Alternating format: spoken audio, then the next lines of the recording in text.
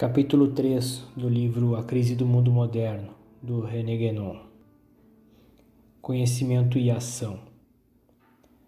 Eu tentei utilizar a maior parte aqui as palavras do próprio René Guénon, mas em alguns momentos eu não consegui deixar de digredir. Vamos lá. Há 3 formas de encarar a relação entre conhecimento e ação. Mas primeiramente eu quero dizer que a palavra conhecimento aqui empregada, no sentido de conhecimento da verdade, é sinônimo da palavra contemplação, ou pelo menos coincidente, já que um não ocorre sem o outro. Esse tipo de conhecimento não vem apenas por abertura ou esforço próprio, mesmo que a abertura seja imprescindível na maioria dos casos, mas é um conhecimento que em certa medida se mostra. Bem, as 3 formas de encarar a relação entre conhecimento e ação. Primeiro, seriam 2 contrários, 2 opostos. Segundo, seriam 2 complementares. Ou terceiro, teriam relação de subordinação. No primeiro caso, podemos dizer que há oposição, mas apenas aparente. Porém, não é redutível, visto que não há incompatibilidade completa entre contemplação e ação. Não há povo ou indivíduo que possa ser exclusivamente contemplativo ou ativo. Há 2 tendências em que o desenvolvimento de uma parece efetuar-se no detrimento de outra, mas simplesmente porque a atividade humana não pode exercer-se igual e simultaneamente em todos os domínios, em todas as direções. Pode-se dizer o mesmo para todos os contrários, que deixam de ser contrários quando nos elevamos acima do nível em que sua oposição acontece.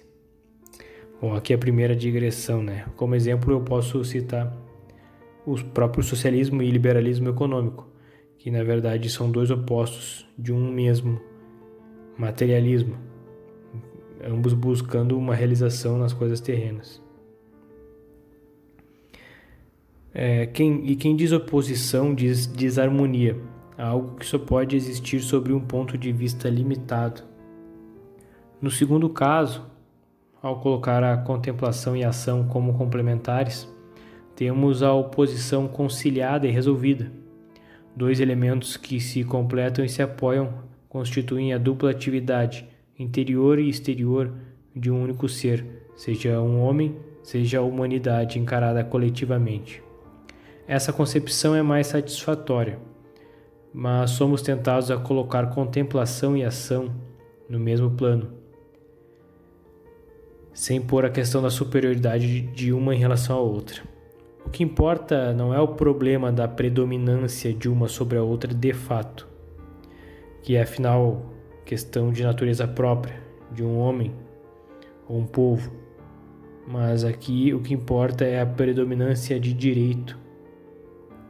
É claro que a aptidão à contemplação está mais espalhada entre os orientais e a aptidão para a ação predomina entre os povos ocidentais de modo geral.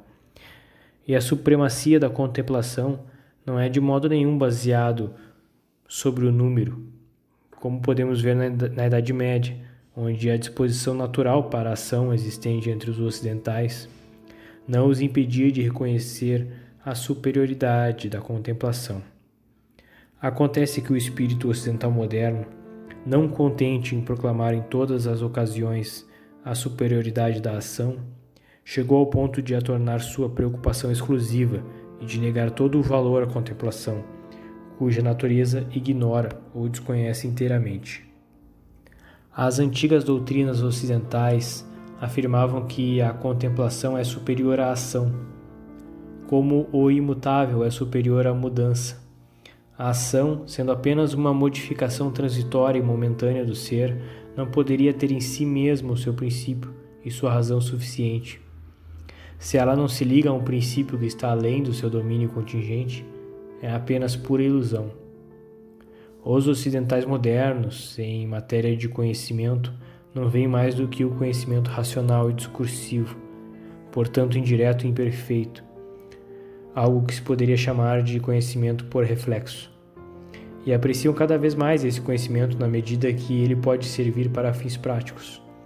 Comprometidos na ação a ponto de negar tudo que a ultrapassa, não percebem que a ação degenera, por defeito de princípio, numa agitação tão vã como estéril.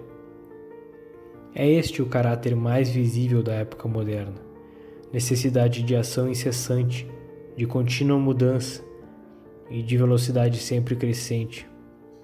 É a dispersão na multiplicidade, e numa multiplicidade que já não está unificada pela consciência de qualquer princípio superior.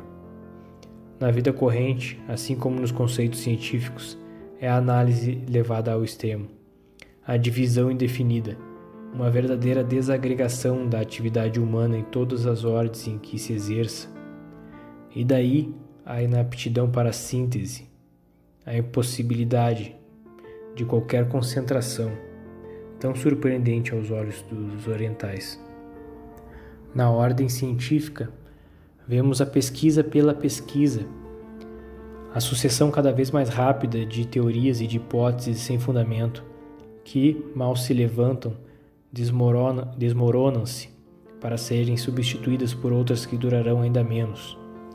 Aqui, novamente, eu vou fazer uma digressão, porque eu percebo que o mesmo acontece com as leis e as instituições modernas, as moedas também, de certa forma. As regras sempre são voláteis. Como exemplo, a proibição do álcool, década de 20, que causou muitos conflitos e até mortes, e logo em seguida a liberação do álcool. E tantas outras leis que são consistentes como uma fumaça. Enquanto a lei, com L maiúsculo, a lei de Deus é consistente como pedra. Inclusive já ouvi deboche sobre como Moisés teria descido uma montanha carregando pedras, o que demonstra a incapacidade mental de algumas pessoas de entender um símbolo, e ainda que um símbolo que pode ter acontecido ou não, isso não é relevante.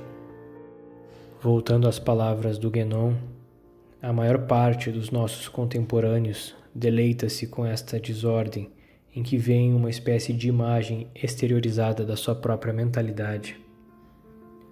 O relativo é impossível sem o absoluto, o contingente sem o necessário, a mudança sem o imutável, a multiplicidade sem a unidade. O relativismo encerra uma contradição em si próprio, e quando se quer reduzir tudo à mudança, dever-se-ia chegar logicamente ao ponto de negar a própria existência da mudança. No fim do capítulo, Guénon fala que só pela intuição intelectual se obtém o verdadeiro conhecimento metafísico. E a intuição intelectual nada tem a ver com a intuição que falam nossos contemporâneos. Essa que eles falam é de ordem sensível e propriamente de ordem infrarracional, enquanto a outra, que é a inteligência pura, é, pelo contrário, suprarracional.